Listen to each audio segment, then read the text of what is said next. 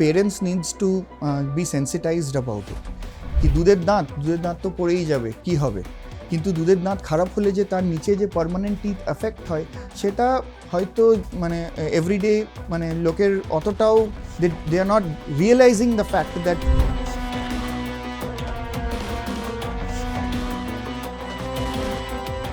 যারা pregnant women যারা রয়েছেন তারা যাতে দাঁতটা যাতে ভালো থাকে, তাদের কি এই টাইমটায় তারা কি দাঁতের জন্য তাদের মানে আপনারা কি রেকমেন্ড মানে ডিউরিং প্রেগনেন্সি অলমোস্ট 60% মানে 60% অফ দ্য টাইম সেখানে জিঞ্জিভাইটিস আর পেরিওডন্টাইটিসের চান্সেস বেড়ে যায়।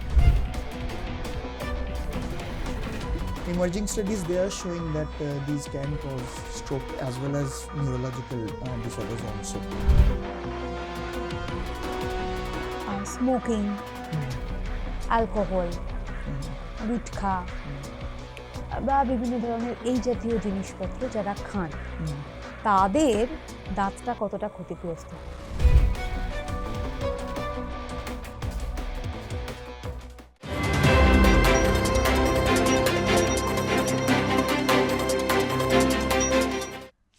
নমস্কার, হ্যালো ডক্টরের নতুন পর্বে আপনাদেরকে প্রত্যেককে স্বাগত। আপনাদের সঙ্গে রয়েছি আজকে আমি সায়ন্তিকা, এবং আজকের পডকাস্ট, আজকের আড্ডা, গল্প, আলোচনা যাই বলা যাক না কেন, আজকে যার সঙ্গে হবে প্রথমেই তার পরিচয় দেব।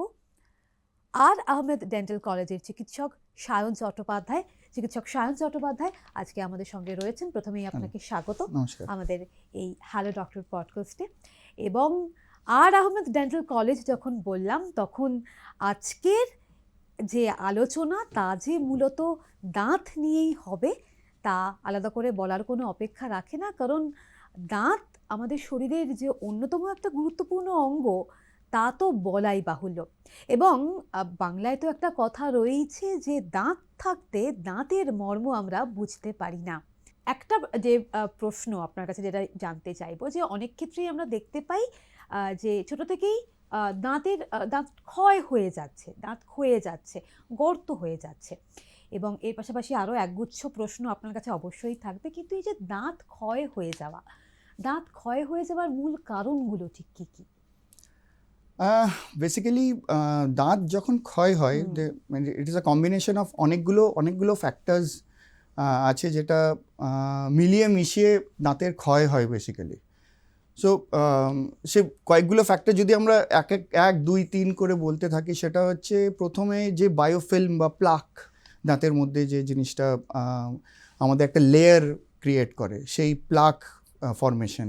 তারপরে যে দাঁতের মরফোলজি বেসিক্যালি কীরকম আছে, দ্য ওয়ে উই ইট, মানে ডেলি ডায়েটরি হ্যাবিটস, সুগারি ইনটেকস, হ্যাঁ না, এই প্লাস মোস্ট ইম্পর্টেন্টলি যেটা হচ্ছে টাইম, হ্যাঁ, মানে এভরিডে টাইম, কত টাইম আমরা দিচ্ছি দাঁতের যত্নের পেছনে।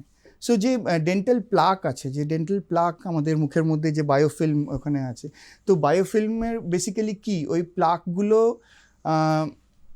যখন একটা লেয়ার তৈরি করে, সেই লেয়ারের উপরে যে ব্যাকটেরিয়াল ইনফেস্টেশনগুলো হয়, ওই ব্যাকটেরিয়াটা বেসিক্যালি একটা অ্যাসিড প্রডিউস করে। ওই অ্যাসিডটা যখন প্রডিউস করে, তো ওই অ্যাসিড যখন দাঁতের স্ট্রাকচারের সঙ্গে এফেক্ট করে, it causes destruction of the tooth. So if you don't clean our tooth regularly, তো দাঁতের ক্ষয় একদম নিশ্চিত। And mind you it's a মানে প্রোগ্রেসিভ কন্ডিশন, ঠিক আছে। সেকেন্ডলি হচ্ছে যে আমরা সুগারি ইনটেকগুলো করছি, কোল্ড ড্রিঙ্ক বা এনি সুগারি ইনটেক, এটাতে কি হচ্ছে যে মানে দাঁতের মুখের মধ্যে যে মাইক্রোফ্লোরা আছে সেটা অনেকটা চেঞ্জ হচ্ছে। যে পিএইচ, যে আমরা কথাটাকে বলি অ্যাসিডিক আর অ্যালকালাইন, যে পিএইচটা, সেই পিএইচটা সুগারি ইনটেকের ফলে একটু চেঞ্জ হচ্ছে। তো ওই change is basically assisting the bacteria to infest, একটা কোলোনাইজ করে নিচ্ছে দাঁতের ওপরে, আর ওরা অ্যাসিড প্রডিউস করে ড্যামেজ করছে। সো বেসিক্যালি এখানে একটা সাইকেলের মতন হয়ে যাচ্ছে। কি হচ্ছে কি, বায়োফিল্ম আছে, বায়োফিল্মের উপরে আমরা সুগারি ইনটেকও ক্রিয়েট করছি, ব্যাকটেরিয়াল ইনফ্লামেশন মানে ইনফেস্টেশন হচ্ছে, অ্যাসিড প্রডিউস করছে, আর ডিমিনারেলাইজেশন হচ্ছে।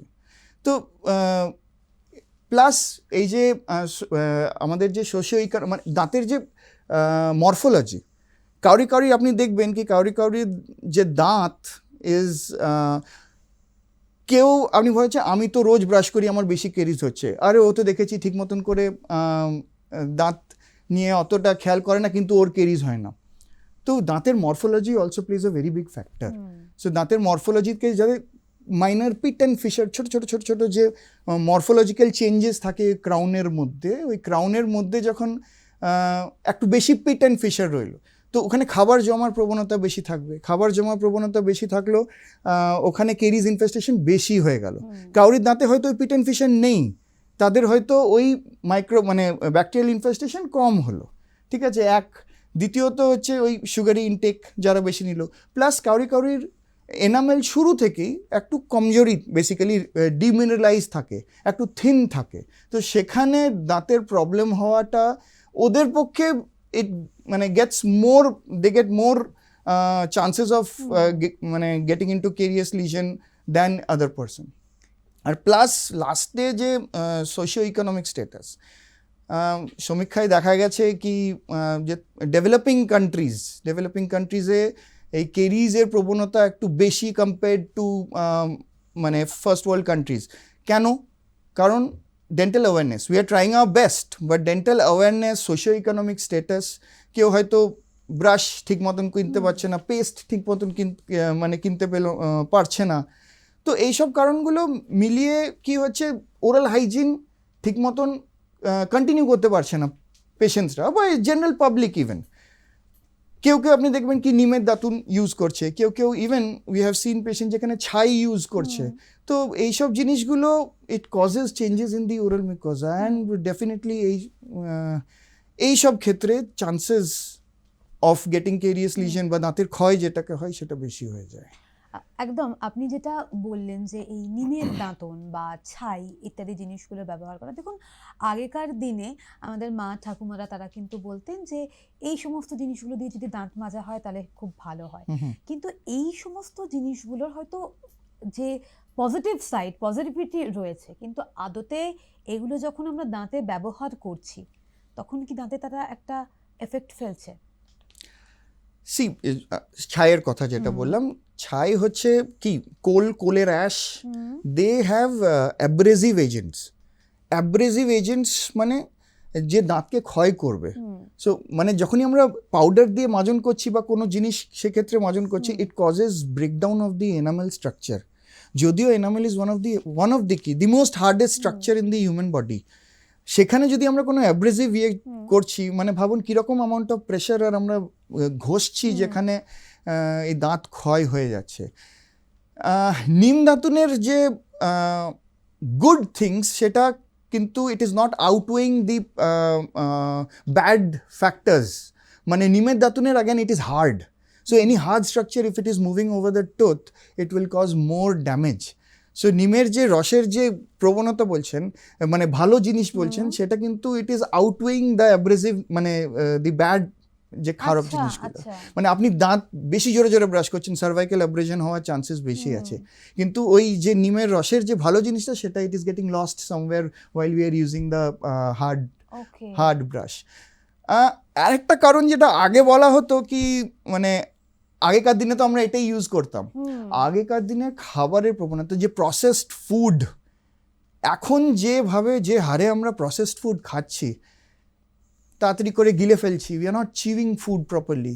ওই প্রসেসড ফুড খাওয়ার জন্য কিন্তু that is affecting the oral health rather than abrasive agent. Processed ফুডে আমরা চিউ করছি না, যে খারাপ জিনিসগুলো আছে সেগুলো দাঁতের আমাদের এনামেলের সঙ্গে মিলিয়ে মিশে it is causing more damage than good. আগেকার দিনে আমরা ওই জিনিস খেতাম না, আগেকার দিনে আমরা ফল বেশি খেতাম, হয়তো আমরা নিজেদের ঘরেরই বানানো খাবার খেতাম, ফাস্ট ফুড যে জিনিসটা সেটা হয়তো ছিল না, সেই জন্য we use to chew food properly.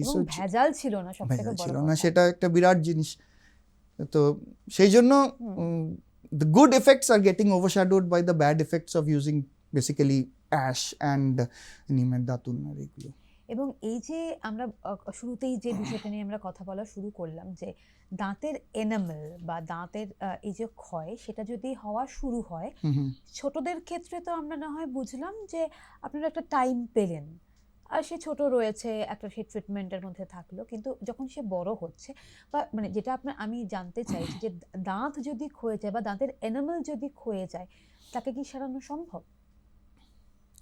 Sadly right now enamel যদি ক্ষয় হয়ে যায়, it is a progressive condition. একবার গেলে কিন্তু এনামেল ফিরে আসবে না। মানে এটা কি বাচ্চাদের ক্ষেত্রে? Every okay. it is a progressive condition. Enamel যদি একবার চলে যায়, because the cells they don't have that regenerative property right now. Experimental stage আছে এখন, ঠিক আছে, অনেক কাজ চলছে, ট্রায়াল ফেজে অনেক কিছু চলছে, যেটাতে আমরা সেল রিজেনারেশন করছি সিপিপি এসিপি দিয়ে, মানে ভেরিয়াস টাইপস অফ প্রোডাক্টস দিয়ে, যেটা আমরা সেলকে রিজেনারেট করার চেষ্টা করছি। These are all in experimental and trial stage. Stem cells এর উপরে আমাদের কাজ চলছে। দাঁতের সঙ্গে স্টেম সেল? Yeah, absolutely. যেটাতে আমরা একটু ইন্টারাপ্ট করছি, মানে sure. খুব ইন্টারেস্টিং লাগলো বিষয়টা, কারণ স্টেম সেল থেরাপি আমরা অন্য রোগের ক্ষেত্রে শুনে থাকি, কিন্তু দাঁতের সঙ্গে ডেন্টাল এবং স্টেম সেল একেবারেই শোনা যায় না। আমি একটু জানতে চাইবো না stem cells, see again I'm telling you, this is in all clinical trial and even experimental phase. কি মানে ইন ভিট্রোতে আমরা করে দেখছি কি আমরা আমাদের বডিরই cell, what is stem cells, আমাদের বডিরই একটা সেলকে নিয়ে আমরা ওই জায়গায় অন্য জায়গায় পুট করে, after due process and following the clinical protocols, আমরা ওই জায়গায় পুট করে দেখা যাচ্ছে কি দের আর চান্সেস কি যেখানে আবার রিজেনারেশন অফ টুথ ইভেন হচ্ছে, but those are a little bit far away. মানে যেটা আসতে ক্লিনিক্যালি বা নর্মাল প্রাইভেট মানে নর্মাল প্র্যাকটিসে আসতে বা লোক মানে মানুষের উপরে প্রয়োগ করতে, it will take little bit of time, but it's very interesting and we are very hopeful কি যদি এমনি হয়ে যায় তো it will be good. It is evolving, it is really evolving, but to regenerate tooth, আর যেহেতু enamel is not something a regenerative cell, ওটা নিজে থেকে বাড়বে না, তো we are using some bioactive and biomimetic, মানে যেটা রিজেনারেশন করতে হেল্প করবে আর নর্মাল সেলসকে মিমিক করে ওই জায়গার ওই সেলটাকে বাড়ানোর চেষ্টা করবে। সে ওইটা এখনো ওই প্রসেসের মধ্যে ক্লিনিক্যাল ট্রায়ালের মধ্যে চলছে।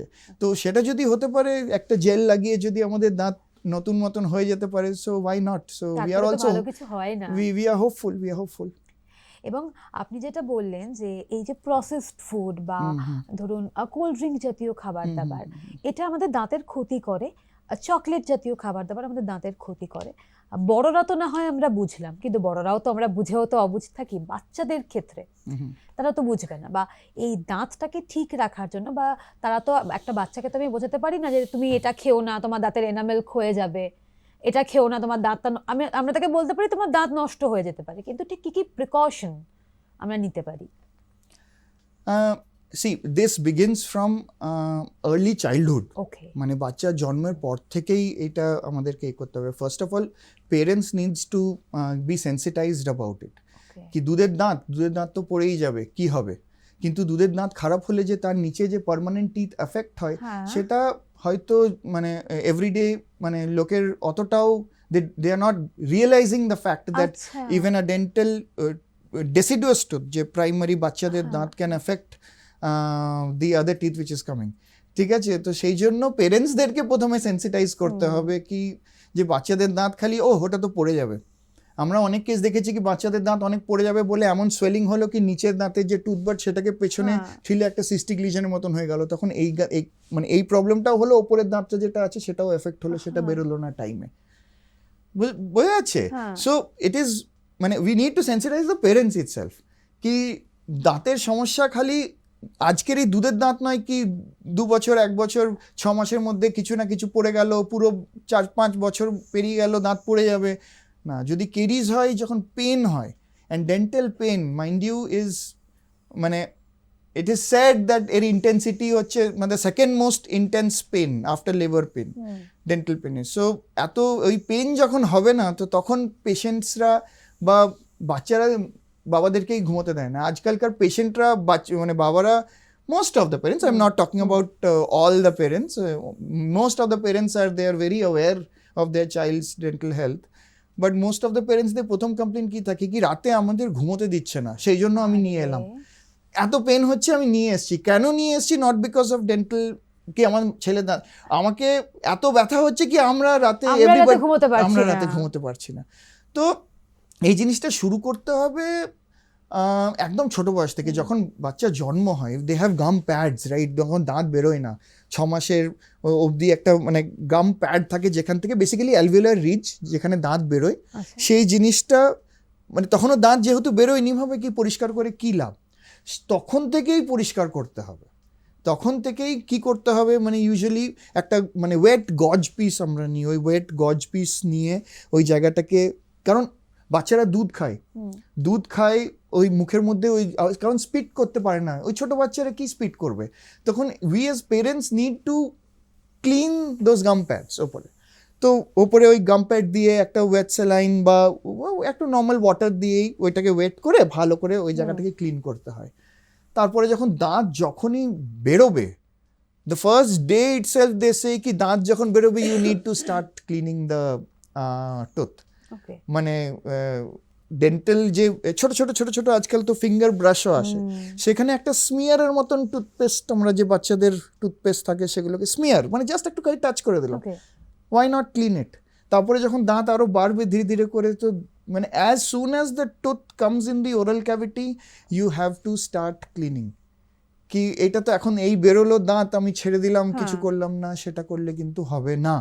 We have to start cleaning as soon as possible. Okay, এটা খুব খুব গুরুত্বপূর্ণ একটা জায়গা, কারণ সাধারণত যখন একটা বাচ্চা যখন পৃথিবীতে আসে তখন কিন্তু আমরা তার সব দিকে সে শুরু থেকেই সে ডাকছে, মানে আমরা ডাকলে সে রেসপন্স করছে কিনা, আলো দেখলে সে তাকাচ্ছে কিনা, তার পটি ঠিকঠাকভাবে ক্লিয়ার হচ্ছে কিনা, সে কতবার খেলো, এই বিষয়গুলো যখন আমরা দেখি, কিন্তু খুবই মানে থ্যাংক ইউ সো মাচ আপনাকে যে এই বিষয়টা যে একটা বাচ্চা যখন আমরা বাড়িতে নিয়ে আসছি after delivery from hospital or from nursing home, এই যে তার মানে ডে 1 থেকে মানে বা যবে থেকে আমরা তাকে বাড়িতে নিয়ে এলাম, তাহলে এই যে তার যে ডেন্টাল যে তার একটা কেয়ার নেওয়া, একটা টেক কেয়ার করা, সেটা কি তাহলে আমরা সেদিন থেকেই শুরু করব? অ্যাবসলিউটলি। কিভাবে করব? অ্যাবসলিউটলি ওই একটা ওই গজ পিসের মতন নিলাম, একটা হোয়াইট স্টেরাইল গজ পিস, अगेन মাইন্ড ইউ, সেই জিনিসটাকে মানে আঙুলের মধ্যে করে র‍্যাপ করে ওটাকে একটু ভিজিয়ে নিয়ে আঙুলের মধ্যে র‍্যাপ করে উই জাস্ট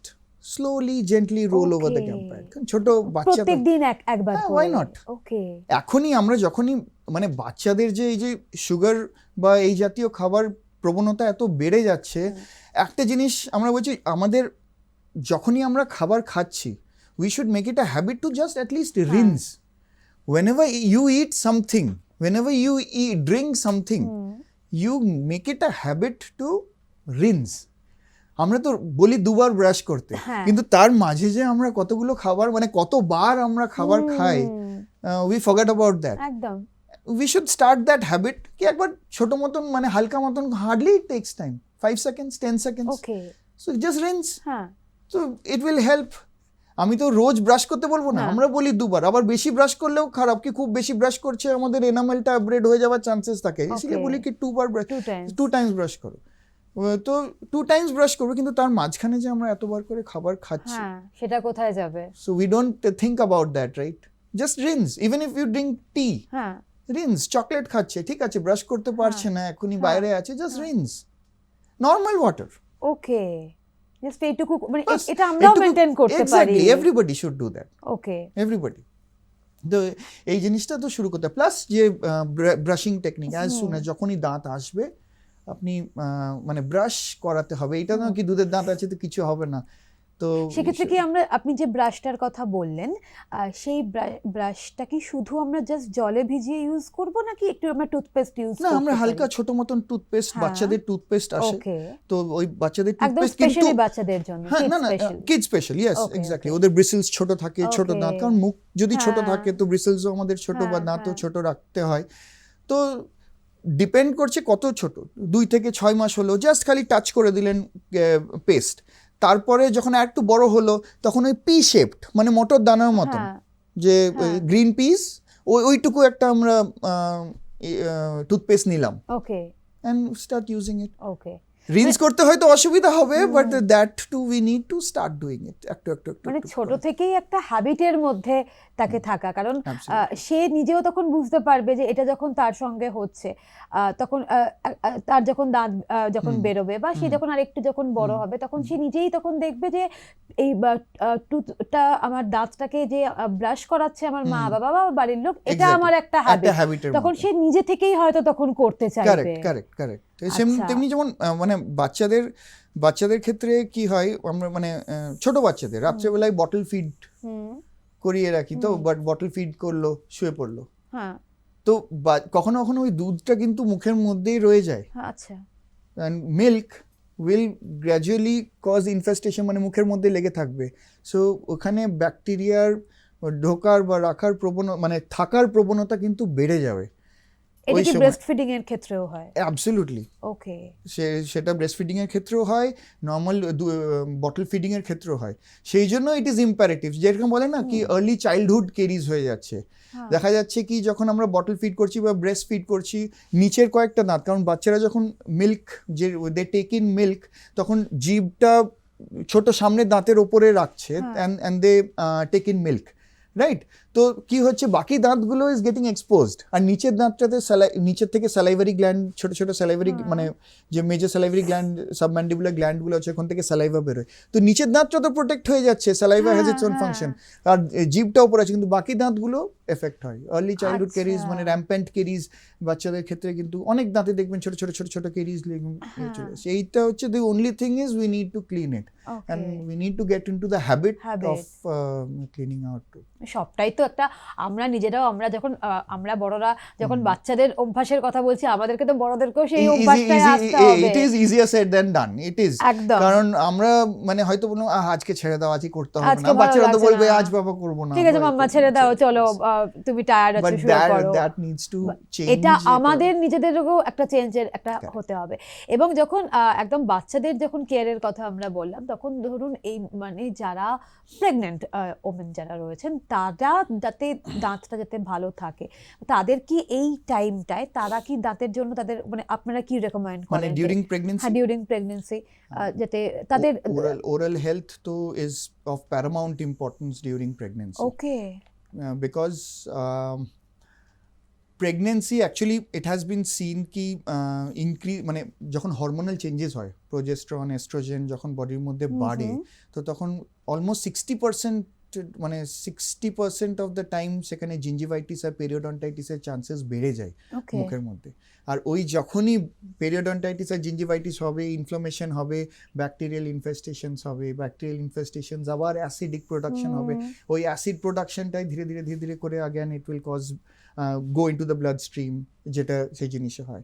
প্লাস এটা দেখা গেছে কি মোস্ট অফ দ্য টাইম কি হয়, আমরা প্রেগনেন্সির আগে দাঁতের মানে খুব একটা চেক আপ করাই না, তো কেউ করালো না, দাঁতকে গুরুত্বই দিই না, মানে অন্য সবকিছু factors we are checking, ultrasound করছি আমরা, ম্যাটারনাল হেলথ চেক করছি, বাট দাঁতের ইয়ে করছি না, মানে চেক আপ করাচ্ছি না, ঠিক আছে, বিকজ ইট ইজ নর্মাল, ঠিক আছে, কি হয়েছে, ব্যথা হচ্ছে না।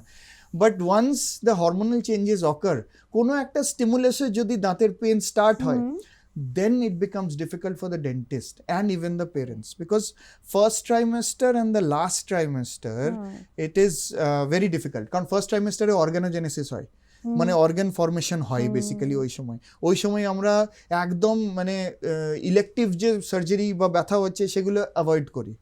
সেকেন্ড ট্রাইমেস্টারটা একটু অপটিমাল টাইম, যেখানে আমরা কোনো মতে ট্রিটমেন্ট কিছু একটা করা যেতে পারে, but again that too with proper precautions and all. আর থার্ড ট্রাইমেস্টারে কি হয়, মানে দ্য চান্সেস অফ মানে যে মানে হাইপোটেনশন পেশেন্টের, হাইপোটেনশনের ক্ষেত্রে বা ডেন্টাল চেয়ারে শুয়ে থাকলে তখন কিন্তু রিস্ক অফ মানে কিছু কিছু কেসেসে এমনি হয়েওছে কি ডেন্টাল চেয়ারে ডেলিভারি হয়েছে। So that stress of dental chair and stress of dental treatment in patients, মানে ওটা কিন্তু it is not good for maternal health also. তো সেই জন্য we need to take care during pregnancy, and even before pregnancy we need to get our health dental checkup done, so that আমাদেরকে ওই elective phase বা একদম emergency ফেজে আমাদেরকে যেন না যেতে হয় during pregnancy, because child health matters more, হ্যাঁ না? So we can't give more medications, we can't take X-rays. Second ট্রাইমেস্টারে আমরা নিতেও পারি, but we will prefer to avoid it, but যদি দরকার হয় তো we can definitely go ahead with the treatment. একটা বিষয়, এই মুহূর্তে যারা হেলথ প্লাসের এই পডকাস্ট আপনারা দেখছেন, হবু মা বা হবু বাবা যারা রয়েছেন, তাদেরও নিশ্চয়ই একটা কোয়ারিজ আপনাদের থাকতেই পারে যে সেক্ষেত্রে কিভাবে দাঁতের যত্নটা আপনারা এই সময় নেবেন। কারণ বাচ্চার দাঁতের যত্ন একদম তার জন্মের পর থেকে কিভাবে নেবেন সেটা কিন্তু খুব সুন্দরভাবে সুনিপুণভাবে ডাক্তারবাবু আপনাদের সামনে কিন্তু বিশ্লেষণ করেছেন। সেই জায়গায় দাঁড়িয়ে আমি একটুখানি আপনাকে জানতে চাইবো, একজন মহিলা যখন কনসিভ করেন তখন তো তার বিভিন্ন রকমের তার খাবার খাওয়ার ইচ্ছা হয় এবং তিনি সেটা কনজিউম করেন, তিনি কিভাবে তার দাঁতের টেক কেয়ারটা করবেন যাতে এক্সট্রিম না হয়ে যায় বিষয়টা? সবচেয়ে প্রথমে যেটা বললাম যে কি বিফোর, মানে আগে থেকেই যদি তোমার মানে মনে হয়, হ্যাঁ। যেমন আমরা প্রি প্রেগনেন্সি চেক আপ বাকিগুলো করাই, ডেন্টাল হেলথেরও ওই চেক আপ দরকার। যদি কোনো কেরিয়াস লিজন থাকে বা যদি মাড়ির কোনো ইনফেকশন থাকে, বিকজ নাও উই নো কি প্রেগনেন্সির সময় ওই সেম জিনিসগুলো জিঞ্জিভাইটিস বা পেরিওডন্টাইটিস, ইনফ্লামেশন অফ গামস বা বোনের যে ইনফ্লামেশন হয় সেগুলো বেড়ে যায়, 60 টাইমস ইনক্রিজ হয়ে যায় ডিউ টু হরমোনাল চেঞ্জ। সেগুলো আগে থেকেই we need to take care. যদি এইবারে যদি কেউ ধ্যান দেওয়া হলো না, তো unless and until it is absolutely necessary, ছোট ছোট কেরিয়াস লিজনগুলো তো we can just opt out প্রেগনেন্সির সময়, কি এটা এখন ব্যথা করছে না বা কোনো প্রবলেম নেই, উই উইল ইলেকটিভ যে প্রসেসগুলো সেগুলো আমরা বাদ দিয়ে দেবো। কিন্তু খুব এমার্জেন্সি প্রসেসগুলোকে when we have to do it, কারণ মা কাতরাচ্ছে, সোয়েলিং হয়ে আছে, তো at least we will start initial একটা এন্ডোডন্টিক ট্রিটমেন্ট, যদি কেরিজের কথাই বলি, এন্ডোডন্টিক ট্রিটমেন্টের কথা মানে ওখানে স্টার্ট করে একটু পেন রিলিফ যখন হলো, ওষুধ দিয়ে সেটাকে আমরা সাবসাইড করার চেষ্টা করব। ওকে, দাঁতের তো বিভিন্ন রকমের সমস্যা হয় এবং বেশ কিছু সমস্যা, বেশ কিছু জার্নাল কিন্তু তারা জানাচ্ছে যে বেশ কিছু সমীক্ষা গবেষণা জানাচ্ছে যে এই যে ধরুন দাঁতের সমস্যা থেকে স্ট্রোক, অ্যালজাইমার্স এই জাতীয় বিষয়গুলো বা এই জাতীয় রোগগুলো কিন্তু এফেক্ট করে যায় বা স্ট্রোক হয়ে যেতে পারে। এটা কি ঠিক কথা? যদি হয় তাহলে কেন? কারেক্ট, ওকে, হয়। মানে কেরিয়াস লিজন, মানে দেখুন কোনো ইনফেকশন যদি বডির মধ্যে হয়, tooth is also part of the oral cavity, যেখানে যে ভ্যাসকুলারাইজেশন মুখের মধ্যে অনেক বেশি, ঠিক আছে? বোনের মধ্যে যে আমরা পাল্প যেটাকে বলি, these are vascular channels. So বডির সঙ্গে ভ্যাসকুলার চ্যানেলসের কিন্তু লিঙ্ক আছে।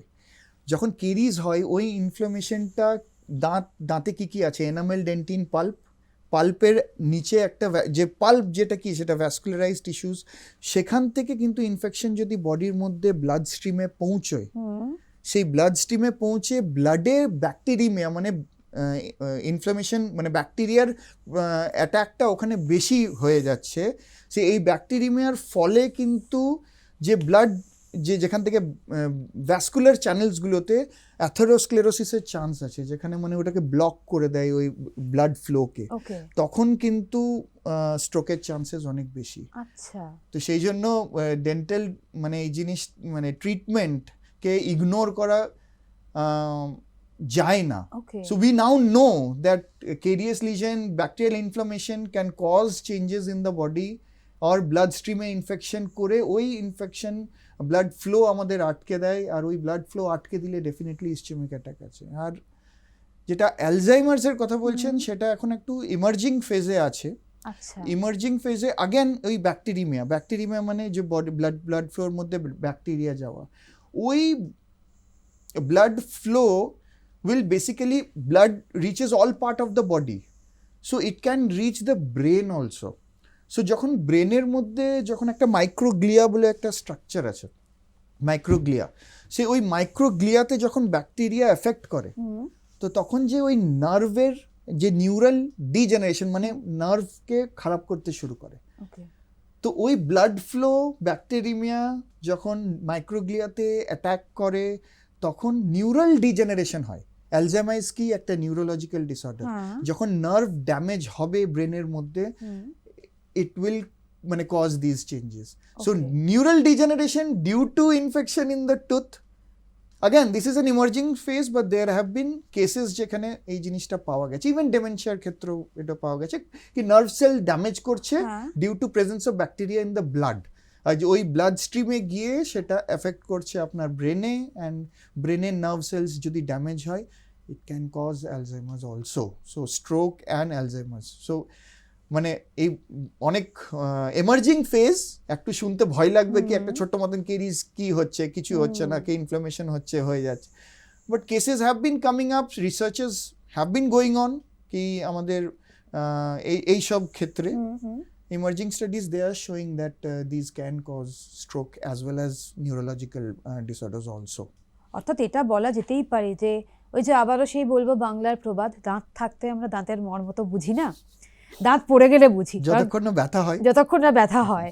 এবং সেই ব্যথাও কিন্তু ডাক্তারবাবু রাতে ঘুমোতে পারছি না, মানে সেটা বাচ্চাদের ক্ষেত্রে হোক বা নিজেদের ক্ষেত্রে হোক, বা রাতে ডাক্তারবাবু ঘুমোতে পারছি না, সেই দাঁত থেকে যে স্ট্রোক হতে পারে, সেই দাঁত যে অ্যালজাইমার্সের কারণ হতে পারে, এমনকি ডিমেনশিয়া আপনি যেটা বললেন, সেটা এমার্জিং স্টেটে থাকলেও যথেষ্ট অ্যালার্মিং একটা বিষয়। আচ্ছা, একটা বিষয় যেটা জানতে চাইবো আপনার কাছে, যে এই যে ধরুন দুবেলা ধরে ব্রাশ করার যে হ্যাবিটটা, সেটা হয়তো বড় হয়ে অনেকেই মেনটেন করেন, কিন্তু তারপরেও দেখা যায় যে দাঁতে হলুদ হলুদ ছাপ বা মুখ দিয়ে দুর্গন্ধ, সেটার কারণ কি? ওই খাবার পরে মুখটা ভালোভাবে না ধোয়া, বা এই ভালোভাবে যাতে চিবিয়ে তো খাওয়ার সময় আমাদের নেই, বা আমরা তো খাই একদিকে কি খাই জানি না, আমরা তো এরকম ভাবে খাচ্ছি আর চোখ থাকছে মোবাইলে, এটার কারণটা কি হয়?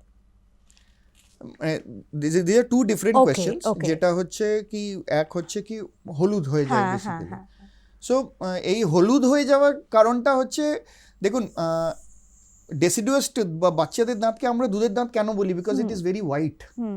আমরা কিন্তু বড়দের দাঁতকে মিল্ক টুথ বলি না, because it is not as white as milk tooth, মানে হোয়াইট অ্যাজ মিল্ক নয়, ঠিক আছে? বড়দের দাঁত এমনি একটু একটু হলদে হলদে থাকে, সেটার কারণ আগেন এনামেলের একটু থিনিং যদি হয়, আর এনামেলের নিচে থাকে ডেন্টিন, ওই ডেন্টিনটা হচ্ছে it is brownish in colour, ঠিক আছে? সো এনামেল যতটা ধীরে ধীরে ক্ষয়ে যায়, তো তখন একটা ব্রাউনিশ হিউ একটু থেকেই যায়। সো সেই জিনিসটাকে আমার মনে হয় কি আমরা ব্রাশ করছি, কিন্তু সেটা এনামেল থিনিংয়ের জন্যও হতে পারে, it's not because you are not brushing well. So দু ধরনের স্টেন্স থাকে, একটা হচ্ছে ইন্ট্রিনজিক স্টেন্স, মানে ভেতরের থেকেই যেটা প্রবলেম, যেটা দাঁতের এনামেল ক্ষয় হয়ে যাচ্ছে, ব্রাউন ডেন্টিন আমরা বেশি একটু প্রবণতা, সে লাইটের ইলিউশনে আমরা বুঝতে পারছি কি না এটা বেশি ব্রাউন বা ইয়েলো দেখাচ্ছে, স্কেলিং করালাম, পরিষ্কার করলাম, তাও ঠিক হচ্ছে না। বাট এইটা একটা বিরাট কারণ কি এনামেল একটু থিন থাকলে যে ডেন্টিন, এটা প্লাস অনেক মানে রিজন থাকে। ছোটবেলায় কখনো টেট্রাসাইক্লিনের মানে ওষুধ নেওয়া হয়েছে, বা ডক্সিসাইক্লিনের, সেখানে একটা ব্যান্ডের মতন বা একটা ব্রাউনিশ ডিসকালারেশন সেটা এমনি হয়ে যায়, তো সেই জিনিসটা থাকে। প্লাস যে এবারে এক্সট্রিনজিক, যেটা আমরা বাইরের খাবার খাচ্ছি, টি, কফি, মানে যে ডার্ক কালার ড্রিঙ্কস, মানে it can be soft and hard also, সেই ওই ড্রিঙ্কগুলো যখন আমরা খাচ্ছি, so some of the colours they get mixed, সেইগুলো আমরা স্কেলিং করে পলিশিং করে সেগুলো আমরা ঠিক করতে পারি, বাট অ্যাগেন মানে we have to avoid that, না হলে স্কেলিং তো আমাদের আছে। সো এভরি 6 months বা এভরি বছরে একবার বা এভরি 6 months একবার করে স্কেলিং করা নেসেসারি। ইন্ট্রিনজিক ব্যাপারটাকে তখন আমরা খুব একটা মানে যদি অ্যাস্থেটিক্যালি যদি আমরা করতে চাই কি না আমাদের অ্যাস্থেটিক খারাপ হচ্ছে, তো সেই জন্য মানে যে আমাদের এন্ডোডন্টিক বা অপারেটিভ ডিপার্টমেন্ট যেখানে দাঁতের ফিলিং বা হয়, সেখানে অ্যাস্থেটিক ডেন্টাল ট্রিটমেন্টও হয়, যেখানে দাঁতের উপরে একটা ভিনিয়ার বা লেয়ার লাগিয়ে দেওয়া হলো, সেখানে মানে দাঁতটা সাদা রইল। কিন্তু একটু হলুদ লাগছে, বাচ্চার দাঁতের মতন নয়। So we need to understand that adult tooth they are not as white as generally it is supposed to be believed কি দাঁত তো একদম ঝকঝকে সাদা হবে, সেটা কিন্তু নয়। এনামেল যদি থিন হয় তো ভেতরের ডেন্টিন উইল মানে give an illusion of this yellowish discolouration. যদি এক্সট্রিনজিক স্টেন্স হয় সেগুলো তো আমরা স্কেলিং বা রুট প্লেনিং বা পলিশিং করে সেগুলো ঠিক করা যেতে পারে। তো এই জিনিসটা মাথায় রাখতে হবে কি দুটো জিনিস, এক যে আমাদের দাঁত মিল্ক টুথের মতন হ্যাঁ, সাদা এমনি হ্যাঁ, হয় না। হবে না। সো ওইটা একদম ইট শুড হুম। মানে we should take it out of the অর্থাৎ ইকুয়েশন। দাঁত হলুদ হয়ে যাচ্ছে, যারা মন খারাপ করছেন তারা কিন্তু এই বিষয়টা মাথায় রাখবেন। আবার এর পাশাপাশি এটাও কিন্তু মাথায় রাখতে হবে যে সেটা যদি অতিরিক্ত হয়ে যায় তখন কিন্তু অবশ্যই চিকিৎসকের পরামর্শ নিতে হবে। ডেফিনেটলি হ্যাঁ, ডেফিনেটলি।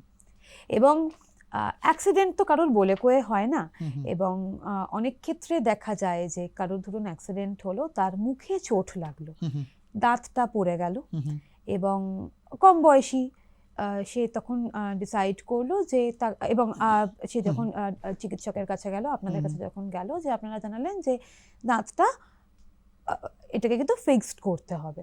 এবার ধরুন এই যে বাঁধানো দাঁতের ক্ষেত্রে এখন তো চিকিৎসা শাস্ত্র এতটাই উন্নত হয়ে গেছে যে আগের মতন দাঁতটাকে আর খোলা পড়া করতে হয় না, একদম ফিক্সড ডেন্চার সেটা হয়ে যায় একটা গামের মাধ্যমে। আমি যদি খুব ভুল না করি, গাম দিয়ে একটা ব্রিজ করে দাঁতটাকে আটকে দেওয়া হয়, সেটা যদি অনেকগুলো দাঁতের ক্ষেত্রে হয়।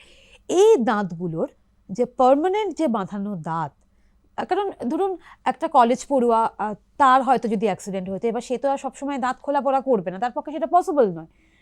তখন যখন আপনারা এই প্রসিডিওরটার মাধ্যমে যান, তখন তাকে ঠিক কি কি সমস্যার মুখোমুখি ফেস হতে হয়? তার খাবার দাবার কিছু কি রেস্ট্রিকশন থাকে এই পার্মানেন্ট বাঁধানো দাঁতের ক্ষেত্রে? দেখুন, পার্মানেন্ট বাঁধানো দাঁতের ক্ষেত্রে we need to keep in mind কি মানে this is not your natural tooth, we are mimicking a natural tooth. একদম একটা বাইরের প্রোডাক্ট আমরা লাগাচ্ছি, যেটা বাইরের, we are trying to replace it, we are not putting the tooth back itself, কারণ না, ওটা পসিবল নয়। পসিবল নয়, ঠিক এটা তো আছে? পড়ে গেছে রাস্তায় কোথাও, পড়ে গেছে রাস্তায়। দের ইজ আ প্রসেস কি কিছু কিছু জিনিসে যখন দাঁত একদম পড়ে গেল আর পেশেন্ট যদি ভালো করে নিয়ে এলো, মানে নিজে থুতুর মধ্যে বা দুধের মধ্যে রেখে যদি ওই দাঁতটা নিয়ে এলো as soon as possible, so ওইটাকে ইমপ্লান্ট করে মানে ওই জায়গাটাকে, হ্যাঁ, তারপরে আরসিটি করে, there is a process, but that time is very এই লেস। টাইমটা কতক্ষণ? ডিপেন্ড করে কি how well you are preserving the tooth. Okay, কোন জায়গা আমরা জানি না খুব একটা কি কিভাবে দাঁত এলো আমরা রুমালে ভরে নিয়ে চলে এলাম কি ওই জিনিসটা।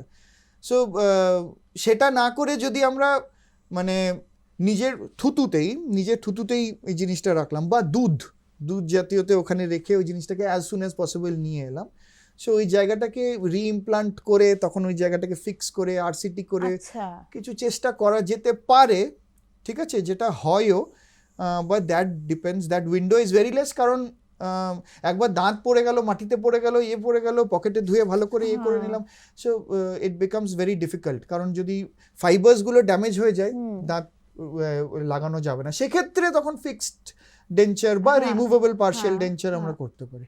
তো সেটা প্রথম কথা মাথায় রাখতে হবে কি এটা this is not a god given tooth, ঠিক আছে? পার্মানেন্ট মানে what do you mean by permanent? See, life is not permanent, লাইফও চলে যাবে, বাট ওইট ইজ যে 15-20-30 ইয়ার্স যে ওটা থাকবে, if you keep it well, if you clean it well. কারণ যখন আমরা দাঁত লাগাই আশেপাশে দুটো দাঁতের সাপোর্ট নেই, একদম। সো একটা ডিসঅ্যাডভান্টেজ এটাও হচ্ছে কি আশেপাশের দাঁতটাকেও আমাদেরকে কার্ভ করতে হচ্ছে, we are causing a little bit, মানে দেখুন ওটা করতেই হবে, না হলে কিন্তু আইদার তুমি খোলা পড়া লাগাও, বা এখন যেটা এসছে যেটা ইমপ্লান্ট আমরা করব, কিন্তু that also has different factors. তো আমরা ফিক্সডের কথাই বলি, এখন কি ফিক্সড যখন আমরা লাগাই, দুটো দাঁতের মাঝখানে লাগাই, ওখানে খাবার ঢুকে যাওয়ার প্রবণতা একটু বেশি থাকবে, কারণ দুটো দাঁতের মাঝে এমনিই আমরা যখন খাবার খাই খাবার ঢুকে যায়, কোনো বাইরের জিনিস যখনই লাগানো হয়, the chances of food lodgement becomes more. কি একটা আমরা বুঝতেও পারবো না, হয়তো আগে দাঁত লেগে গেল, দাঁতে একটু মানে বুঝতে পারছি কি ওখানে দাঁত লেগে আছে, হয়তো ফিক্সডতে আমরা বুঝতেই পারলাম না, রয়ে গেল ওই জায়গাটাতে।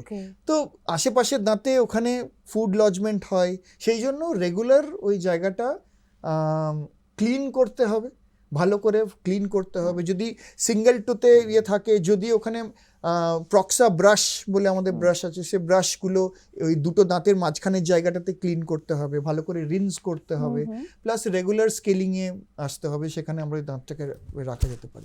বাইটিংয়ের ক্ষেত্রে একটু মাথাতে ধ্যান রাখতে হবে কি যদি মানে undue pressure, you will know কি কতটা প্রেশার আমি দিচ্ছি, একসঙ্গেই কি আমি আঁখ ছিঁড়ে খাবো, সেই জিনিসটা একটু অ্যাভয়েড করতে হবে। We can do a normal stuff, normal chewing food, but মানে খুব হার্ড জিনিস একটু মাইন্ডফুল হয়ে চেবাতে হবে, then it will be permanent. If you keep it clean, যদি কোনো আশেপাশে খাবার না জমে, if it is we are maintaining good oral hygiene, ওই পার্মানেন্ট কথাটা কিন্তু থেকে Okay. যাবে, দ্যাট উইল বি পার্মানেন্ট। এবার ধরুন এই যে আপনারা যে ফিক্সড ডেঞ্চারে যখন আপনারা যাচ্ছেন, এই একবার বসানোর পরে মোটামুটি মিডিয়াম ধরুন কেউ একটা টেক কেয়ার করলো, সেই একবার বসানোর পরে ধরুন সব কিছুরই তো একটা একটা মেয়াদ রয়েছে, একটা সীমা রয়েছে। এবার ধরুন এই যে গামটা যদি বলা হয়, সেই গামটার ধরুন তার যে কাজ করার ক্ষমতা সেটা ধরুন কমে এসছে, তো সেই গামটা কতদিন পর্যন্ত কাজ করতে পারে? যেটা দাঁত আমরা ফিক্সড করে হ্যাঁ। লাগিয়েছি, so if it comes off we can again refix it, ঠিক আছে? Okay okay, so it can be মানে রিফিক্সড, ওই দাঁতটাকে আপনারা রিফিক্স করতে পারেন। ডেফিনেটলি ওটাকে ভালো করে ক্লিন করে, ইফ ইট হ্যাঁ। Did not break we can refix it. আর যদি ওই দাঁতটা ব্রেক হয়ে যায় তাহলে সেক্ষেত্রে তখন আবার আবার ইমপ্রেশন নিয়ে আবার মানে দাঁত আবার নতুন করে বানানো হবে ওই জায়গায়। আচ্ছা, সেক্ষেত্রে যে দাঁতগুলোর সাপোর্টে এই বাঁধানো দাঁতগুলোকে বসানো হচ্ছে, সেই দাঁতগুলোর উপরে আর কোনো নতুন করে তো না না, আর কোনো কাটিং, প্রথমে কাটিং তো হয়ে আছে, ওকে তো okay, we are fixing that cap, basically এই জায়গাটা একটু কাট করে ওখানে ক্যাপ ফিক্স করছি, তো Okay. যখন ওটা যদি খুলে পড়ে যাচ্ছে ওই কাটটা তো আছেই, okay so we okay, are just taking a new impression. আর এখন অনেক নিউয়ার ইমপ্রেশন টেকনিক্সও এসে গেছে, আচ্ছা। তো সেখান থেকে আমরা স্ক্যানিং করে বা ইমপ্রেশন নিয়ে আবার উই ক্যান রিফিক্স ইট। বাচ্চাদের make it- ক্ষেত্রে এটা সুবিধা না অসুবিধা? ফিক্সড টুথ হ্যাঁ, বাচ্চাদের ক্ষেত্রে মানে ফিক্সড টুথ না, মানে অন্য কিছু ইমপ্লান্ট বা ইয়ে, যদি এই ইমপ্ল্যান্টটা আমি বললাম ধরুন বাচ্চাদের তখন বাচ্চাদের ক্ষেত্রে আমরা তখন রিমুভেবল বেশি প্রেফার করব, কারণ দাঁত তখন হয়তো বাচ্চা ডিপেন্ডস আপন দি এজ, কি Okay. কোন এজ গ্রুপে আমরা আছি। যদি দুধের দাঁত আছে তো সেখানে আমরা মানে যদি কেরিজ হলো সেখানে আমরা ক্রাউন তো লাগাই, যদি আমাদের দাঁত মিসিং আছে সেখানে আমরা স্পেস মেনটেনার লাগালাম, স্পেসটাকে মেনটেন করার জন্য। হয়তো ফিক্সড টুথ লাগালাম না, কেন ওই দাঁতটা যখন মানে গ্যাপ আছে, যদি দাঁতটাকে অনেক সময় খালি রাখি তো প্রবণতা থাকে কি এক দুটো জায়গাকে ওটাকে ন্যারো করার, আচ্ছা তো ওইটাকে মেনটেন করার জন্য দাঁতের স্পেস মেনটেনার আমরা ইউজ করি, আচ্ছা, তো তখন আমরা ওই জিনিসটা ইউজ করি। তো বাচ্চার যে দাঁতের মানে কোন স্টেজে আছে ডিপেন্ড করবে ফিক্সড টুথ আমরা লাগাবো কি লাগাবো আচ্ছা না। আচ্ছা। এবার ধরুন স্মোকিং, হুম অ্যালকোহল, হুম হুম, গুটখা হুম, বা বিভিন্ন ধরনের এই জাতীয় জিনিসপত্র যারা খান, হুম। তাদের দাঁতটা কতটা ক্ষতিগ্রস্ত হয়? না দাঁত দাঁত তো ক্ষতিগ্রস্ত হবেই, হ্যাঁ মানে ডেফিনেটলি যারা খায় না হ্যাঁ, তাদের মানে compared to people who are into হ্যাঁ। Tobacco and smoking or alcohol, তাদের চান্সেস কিন্তু অনেক বেশি। যেমন স্মোকিং এর ক্ষেত্রে মানে স্মোক যখন করছেন তো স্মোকিং এর ক্ষেত্রে মুখের যে ফ্লোরা আগেন চেঞ্জ হচ্ছে, স্যালাইভেশন ফ্লো, যেটা অ্যালকোহলের ক্ষেত্রেও হচ্ছে, স্যালাইভা ফ্লো ডিক্রিজ হচ্ছে। স্যালাইভার কিন্তু ইট হ্যাজ মানে ইমেন্স একটা মানে ফাইটিং স্পিরিট থাকে স্যালাইভা, কি আমাদের মুখের মধ্যে সব কিছুকে ক্লিন করে দেওয়ার, কিন্তু ওই যখন স্যালাইভারি ফ্লো যখন কম হয়ে যাচ্ছে ব্যাকটেরিয়া চান্স পেয়ে যাচ্ছে অ্যাটাক করার জন্য। আচ্ছা তো ব্যাকটেরিয়া যখন যত স্যালাইভা কম হবে ব্যাকটেরিয়া বাড়বে, ব্যাকটেরিয়া অ্যাসিড প্রডিউস করবে, it cause demineralization of tooth, plus stains, plus inflammation of gums, inflammation of গামসের সঙ্গে বোন লস হবে, সেটা অনেক এটা কি ডিউ টু অ্যালকোহল? মানে দিস ইজ স্মোকিং। ওকে অ্যালকোহলের ক্ষেত্রেও again ultimately alcohol will not do anything, alcohol will cause changes in the oral cavity, মানে স্যালাইভা কম হলো, আচ্ছা। স্যালাইভা কম হয় প্লাস অ্যালকোহলিক আমি প্রোডাক্টস। আবারও একটু ইন্টারাপ্ট করছি আপনাকে, যে অ্যালকোহল কিভাবে স্যালাইভার টাকে ডিক্রিজ করছে এটা যদি একটু বলেন, এটা হয়তো অনেকেই জানেন না। না অ্যালকোহল মানে যখন আমরা অ্যালকোহল নিচ্ছি মানে অ্যালকোহলের যে প্রোডাক্টস গুলো থাকে সেটা স্যালাইভারি ফ্লোকে আপনি আপই কম করবে, মুখের Okay, ভিতরে শুকিয়ে okay. দেবে। মানে কোনো জিনিস আপনি যখন খান বা ড্রিঙ্ক করেন, কোল্ড ড্রিঙ্ক বা ইয়ে করেন, তখন দেখবেন কি মানে কোনো অ্যাসিডিক জিনিস আমাদের পিএইচটাকে কম করে ফেলে, আর যখনই বডির মধ্যে স্যালাইভারি পিএইচ যখন কম হয়ে যাবে তখন ওটা অ্যাসিডিকের মধ্যে চলে আসবে, আর তখন যেই অ্যাসিডিকের মধ্যে আসবে তো তখন চান্সেস ব্যাকটেরিয়াকে বেশি হবে, তো একদম। স্যালাইভারি ফ্লো এর যে পিএইচটাকে কম করবে। আচ্ছা আর মজার ব্যাপার হচ্ছে কি স্মোকিং আর alcohol if you do it together the chances of caries তো ছেড়েই দিন, মানে ওরাল ক্যান্সার বা lung cancer it increases almost by 50 to 60% যদি এক দুটো একসঙ্গে করেন।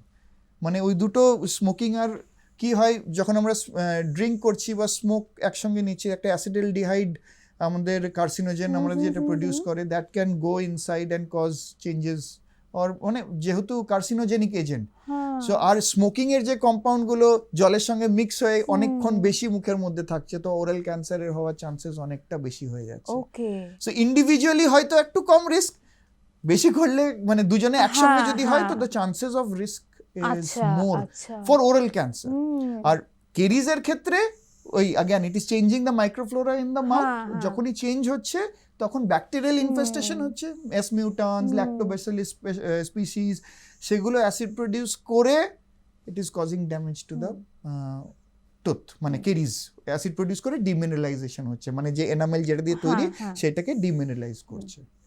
সো এই জিনিসটা খুব ধ্যান রাখতে হবে। প্লাস যখন স্টেনস হবে, হ্যাঁ স্টেনস খাবার জমবে, টাটার জমবে, যেটাকে আমরা মানে ক্যালকুলাস বলি, সে ওই জিনিসগুলো জমে মাড়ির সঙ্গে এফেক্ট হয়ে মাড়িকে ইনফ্লেম করবে, যে মাড়ির যে মানে ভেতরে যে বোন আছে তাকে বোন লস করাবে।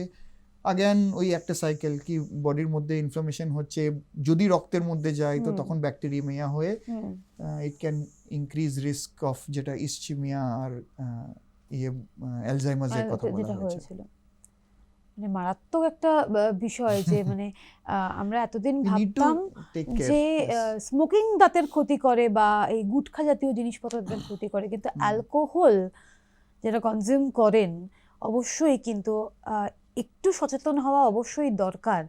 এবং এটা হয়তো কার্যত খুব খুব গুরুত্বপূর্ণ একটা তথ্য যে অ্যালকোহল দাঁত আমাদের মুখের ভেতরে যে স্যালাইভা তাকে কম করে দেয়, এটা হয়তো আমরা অনেকেই জানতাম না, বেশিরভাগই হয়তো জানতাম না।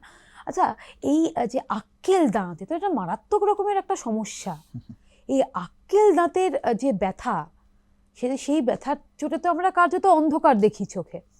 এই ব্যথা এবার যখন আক্কেল দাঁত যখন উঠছে, আমি তখনই বুঝতে পারছি যে আমার একটা দাঁত উঠছে। তো তখন থেকেই তো ব্যথাটা শুরু হয়। তো সেই ব্যথাটা আমি কমাবো কি করে? কারণ সবাই তো যে পেন কিলার, সেই পেন কিলারে সবাই খুব একটা ভরসা করেন না, এবং চিকিৎসকরা করানো আপনারাও উচিত নয় ইনিশিয়ালি। বারবার বলেন যে ওভার দ্য কাউন্টার মেডিকেশনস আমরা হ্যাঁ। বলবো কি অ্যাভয়েডই করতে, unless and until you go and visit a dental specialist, it should be avoided any over the counter medication. সেক্ষেত্রে আমি ওই যে ভয়াবহ যন্ত্রণা, কারণ অনেকেই বলেন, ইভেন আমরা যখন কাজ করি আর ট্রেনে বাসে আসার সময় অনেকেই বলে, আমরা দেখতে পাই মুখটা ফুলে গিয়েছে, প্রচন্ড ব্যথা হচ্ছে, সেই ব্যথা মাথায় ছড়িয়ে যাচ্ছে, মানে মাথা যন্ত্রণা হচ্ছে। সেই যে আক্কেল দাঁত, সেই আক্কেল দাঁতের ব্যথা, এটাকে আমরা রোধ করবো কি করে, মানে প্রাইমারিলি রোধ করবো কি করে? যখন প্রথম মানে বেসিক্যালি ব্যথা হবে, মানে থার্ড মোলার আক্কেল দাঁত যেটাকে বলা হয়, সে থার্ড মোলারটা বেরোয়, তার ওপরের বেসিক্যালি যে ফ্ল্যাপটা আছে যখন বেরোনোর সময়, মানে ওটা অনেক পরে বেরোয়, কারেক্ট, মানে 17 to 25 ইয়ার্স আমরা দেখি কি এইটা একটা টাইম। ওই দাঁতটা যখন বেরোয় আমাদের মুখে, এত দেরি করে দাঁতটা কেন বেরোয়? মানে it is the chronology of Okay, tooth, মানে okay. এক একটা দাঁতের এক একটা টাইম আছে আচ্ছা, কি কোন দাঁত কোন সময় বেরোবে। তো ওই সময় যখন বেরোয় মুখের ফ্লোরা এমনি চেঞ্জ হয়ে যায়, রাইট, খাবার দাবার খেতে থাকি, ইয়ে করি, তো যখন ওই দাঁতটা একটু একটু করে বেরোয়, তো ওই ফ্ল্যাপটা কখনো কখনো পুরো টাইম সরে যায় না, মানে ওটা থেকে যায়। আর একটা ফ্ল্যাপ আর একটা দাঁত যখন বেরোচ্ছে, তো তখন কি হয়, ওই ফ্ল্যাপ আর দাঁতের মাঝখানে যখন খাবার দাবার ইনফেস্টেশন হওয়ার অনেক চান্সেস থাকে, তো ওই খাবার দাবার ঢুকে তখন ওই পেরিকোরোনাল যে আমরা বলি, কোরোনাল মানে দাঁতের ওপরের লেয়ারটাকে, তো যখন ওই জিনিসটাতে খাবার ইনফ্লামেশন হয় তখন ব্যথা শুরু হয়। মানে we need to keep it clean, প্রথম কথা। যদি if it is not clean, ওই জিনিসটা বেড়ে যাবে। আর ওটা এমন পেন কি মাউথ ওপেনিংয়েও হ্যাম্পার করে, আচ্ছা, তো সেই জিনিসটাকে মাথায় রাখতে হবে। এবারে দেখতে হবে কি, মানে যখন পেশেন্টের ব্যথা হচ্ছে, প্রথম কথা ইউ ভিজিট আ ডেন্টিস্ট, ঠিক আছে, মানে হুট করে এবারে বলবে কি আমি যদি ডেন্টিস্ট ভিজিট না করি, আমার রাত্রেবেলায় ব্যথা হচ্ছে, তখন কি করব? তো তখন টেক অ্যান আইস প্যাক, যে ক্রায়োথেরাপি, মানে ঠান্ডার ইয়ে, তো ঠান্ডা যখন করবো তো ইনফ্লামেশনটাকে একটু ওখানে কম করবে, ঠিক আছে। ক্লোভ অয়েল, ঠিক আছে, ক্লোভ অয়েল যদি মানে একটু কনসেন্ট্রেশনটা একটু কম করে ওখানে ক্লোভ অয়েলটা ইয়ে করি, তো it has been seen scientifically also কি ক্লোভ অয়েলে একটু পেন অনেকটা কম হয়ে যায়। ওয়ার্ম স্যালাইন রিন্স, বাইরের থেকে গরম শেক না করে ওয়ার্ম স্যালাইন রিন্স আমরা যেটা করতে পারি কি, নুন জলে, উষ্ণ গরম জলে নুন দিয়ে আমরা অনেকবার করে কুলকুচি করছি, তো সেটা 30 to 50% অফ দ্য টাইম এই দাঁতের ব্যথা একটু টলারেবল হবে। And then visit a dentist. হ্যাঁ, কিন্তু তখন- নিজে নিজে পেন কিলার দোকানে গিয়ে বললাম আমার দাঁতের ব্যথা হচ্ছে আমাকে একটা পেন কিলার দিন, এটা একদম নয়। We will suggest to avoid why take painkillers even though it is hmm. available over the counter. হুম, একবার দেখিয়ে নিক, হয়তো অন্য কোনো প্রবলেম হয়ে গেল, কারণ হতেই হয়তো পারে। দাঁত নিয়ে আপনি মনে হলো কি আমার দাঁত বেরোচ্ছে কিন্তু দাঁতটা অর্ধেকটা আগে থেকে বেরিয়েছিল, ওখানে কিন্তু পোকা লাগা শুরু হয়েছে। অর্ধেক দাঁতেই কিন্তু খাবার, ওই বললাম কি অনেক দিন ধরেই ওই দাঁতটা বেরোবো করছে, খাবার দাবার মুখের মধ্যেই আছে। তো তখন ওই দাঁতে যদি কেরিজ থাকে, হুম, আপনি ওভার দ্য কাউন্টার মেডিকেশন নিচ্ছেন, তো ওই জিনিসটা হয়তো কমে গেল ওই সময়, কিন্তু ওই দাঁতের ওই পোকাটা আর একটু বেড়ে, মানে আরো ধীরে ধীরে ধীরে ধীরে করে বেড়ে, মানে প্রোগ্রেস করতে শুরু হ্যাঁ। করলো। তখন পাল্প ছিল, তো তখন ওই রিন্স করেও বা হ্যাঁ। ক্লোভাইল লাগিয়েও কিছু হয়তো এবং তখন হয়তো ফায়দা পেন হলো না। কিলারেও তখন সম্ভবত কাজ করবে না। তখন মুখ টুক ফুলে যাবে, যেটা পেরিকোরোনাইটিস আমরা বলি, অ্যাকিউটলি আচ্ছা। ইনফ্লামেশন হবে বা অনেক দিন ধরেও আছে, সেটা ক্রনিক হয়ে যেতে হুম। পারে। তো তখন এসে আমাদেরকে দেখতে হবে, আমাদের উই গেট অ্যান রেডিওগ্রাফ ডান। হুম, তো আমরা যখন রেডিওগ্রাফটা করাই, তো তখন ওই রেডিওগ্রাফটা করে আমরা দেখি কি কেরিজ হয়েছে কি না, বা আরেকটা জিনিস হচ্ছে যেটা হচ্ছে ইম্প্যাক্টেড থাকে, দাঁত টেরামেরা অবস্থায় থাকে, মানে ওই সময় দাঁতটা ঠিক মতন করে বেরোবে কি না।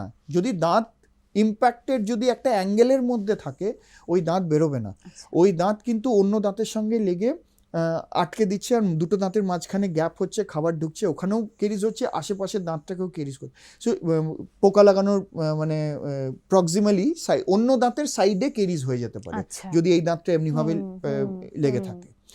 তো তখন আমরা এক্সরে করে দেখি কি বেসিক্যালি জিনিসটা কি হচ্ছে। এবারে যদি ইম্প্যাক্টেড হচ্ছে, খালি ওষুধ দিয়ে অ্যান্টিবায়োটিক দিয়ে আমরা হয়তো ইয়ে করলাম না, তখন we will suggest to you go ahead with extraction, আচ্ছা। দাঁতটাকে তুলে ফেলতে হবে। হুম, আর পাশের দাঁতটা যেটা যদি এফেক্ট হয়ে থাকে, তো সেটাকে বাঁচানোর জন্য চেষ্টা করব। চেষ্টা করতে থার্ড হবে। মোলার তো ধীরে ধীরে মানে এক ভেস্টিজিয়াল অর্গানের মতন হয়ে গেছে, it doesn't help in chewing. Hmm, দাঁতটা যখন বেরোয় বেসিক্যালি ব্যথা করে, তো ওই জিনিসটাকে মানে it is better to extract it if there is একদম, নো, একদম। If it is causing harm to the other tooth, যেখানে স্ট্রেস বিয়ারিং বা যেখানে চিউইং যে দাঁতগুলোতে হেল্প করে, ইফ ইট হেল্পস, তো গেট ইট এক্সট্রাক্টেড। ওকে। সেটা পরের ব্যাপার, পরের কিন্তু বিষয়। প্রথমে ব্যথা কমিয়ে হ্যাঁ। এক্সরে করিয়ে দেখা গেল কি কোনো অ্যাবসিস হচ্ছে কিনা, সেই জিনিসটা করে। প্লাস যদি ওই ফ্ল্যাপের ব্যাপারে, ফ্ল্যাপটা যাচ্ছে না, পেরিওডন্টাল যে মারির যে স্পেশালাইজড ডিপার্টমেন্টটা আছে, সেখানে ওই ফ্ল্যাপটাকে সরিয়ে দেওয়ার ব্যবস্থাও করে। হুম, তো ওই ফ্ল্যাপটাকে সরিয়ে দিয়ে দাঁতটা হয়তো বেরোনোর জন্য একটু জায়গা পেয়ে গেল। তো তখন যদি দাঁতটা সোজা থাকে, if it is not touching the other tooth, ধীরে ধীরে করে হয়তো বেরিয়েও গেল। সো ওই জিনিসটাকে অপরকিউলেক্টমি বলি। তো সেই জিনিসটাও এখন দেখা গেছে কি মানে কাউরির ভালো হয়েছে, কাউরি খারাপ হয়েছে। তো ওই দের আর ফিউ প্রসেসেস ওকে। কি আমরা দাঁত না তুলেও ওই জিনিসটাকে প্রোটেক্ট করার চেষ্টা করতে পারি। বাট অ্যাগেন, যেহেতু একদম লাস্টের দিকে caring for that particular area becomes a bit difficult, একটু ডিফিকাল্ট হয়ে যায়। সেই জন্য যখনই ব্যথা হবে, একবার ডেন্টাল কনসালটেশন ইজ নেসেসারি। এবং এই জায়গায় দাঁড়িয়ে আমাদের মা কাকিমারা বলতেন না যে দাঁতের ব্যথা হচ্ছে বা আক্কেল দাঁতের ব্যথা, দাঁতের মধ্যে একটুখানি পেয়ারা পাতা একটুখানি থেঁতো করে একটুখানি রেখে দে। তো এই পেয়ারা পাতা, এটা কি সত্যিই আমাদের দাঁতের জন্য উপকারী?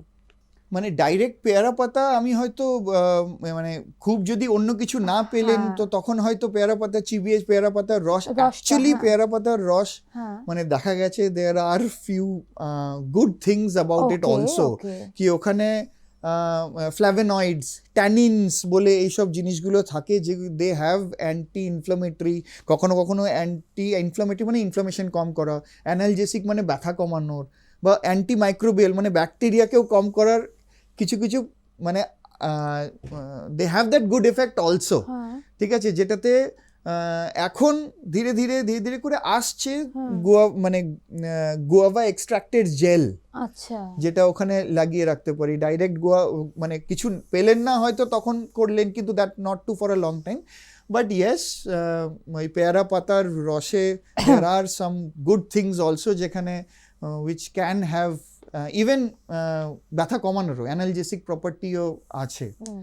সেই জিনিসটা মাথাতে রাখতে হবে। হচ্ছে যেটা এখন গুয়াভা এক্সট্রাক্ট জেল আছে, I am not sure about it কি এখন মার্কেটে কতটা অ্যাভেলেবেল আছে, but it can cause. But again, this should not be seen as the go-to treatment for dental pain. কি ওখানে রেখে দিলাম ডেন্টাল পেন, ওখানে যদি পুঁজ হয়ে যায় কিচ্ছু কাজ হবে না। বুঝতে পারছেন তো? তো ফর ইনিশিয়াল ট্রিটমেন্ট যেমন ক্লোভ অয়েল লাগিয়ে দিলাম বা ইয়ে করলাম, সেগুলো কাজ করলো, বাট নট কি যদি ফুলে গেল হুম। পেয়ারা পাতা রস লাগালাম, it won't effect. You have to visit a dentist, you have to get your radiograph done, you have to, if there is an infection you have to take medicine. একদমই তাই। অনেক অনেক ধন্যবাদ। এত কিছু মানে এই স্বল্প পরিসরে তো আর অনেক কিছু জানা যায় না, কিন্তু তার মধ্যেও আপনার এই ব্যস্ত শিডিউল, তার মধ্যেও যে এত কিছু, বেশ কিছু গুরুত্বপূর্ণ এবং সার্বিকভাবে এই যে আলোচনা, সেই নিঃসন্দেহে খুব গুরুত্বপূর্ণ। কারণ দাঁত এমন একটা বিষয় যেটাকে গুরুত্ব যতটা দেওয়া দরকার অতটা মনে হয় আমরা দিই না। এটা হয়তো আমাদের প্রত্যেকের ব্যর্থতা। এবার থেকে ঠিক যেরকমভাবে ডাক্তারবাবু বললেন, সেইভাবেই আমরা শুরু করি না একটা নতুন পথ চলা। যেটুকু ক্ষতি হওয়ার সেটুকু ক্ষতি তো হয়ে গিয়েছে, কিন্তু সামনের দিনগুলো তো নিশ্চয়ই ভালো হবে। আজকের মতন হ্যালো ডক্টর পডকাস্ট, আজকের মতন আমাদের এই শো, আমাদের এই আলোচনা এই পর্যন্তই। খুব শীঘ্রই ফিরে আসবো নতুন কোনো একটা টপিক নিয়ে, নতুন কোনো একটা যে এপিসোড সেটা নিয়ে। ততক্ষণ পর্যন্ত চোখ থাক আর+ নিউজে। আজকের মতন এই পর্যন্তই। প্রত্যেকে ভালো থাকবেন, সুস্থ থাকবেন। নমস্কার।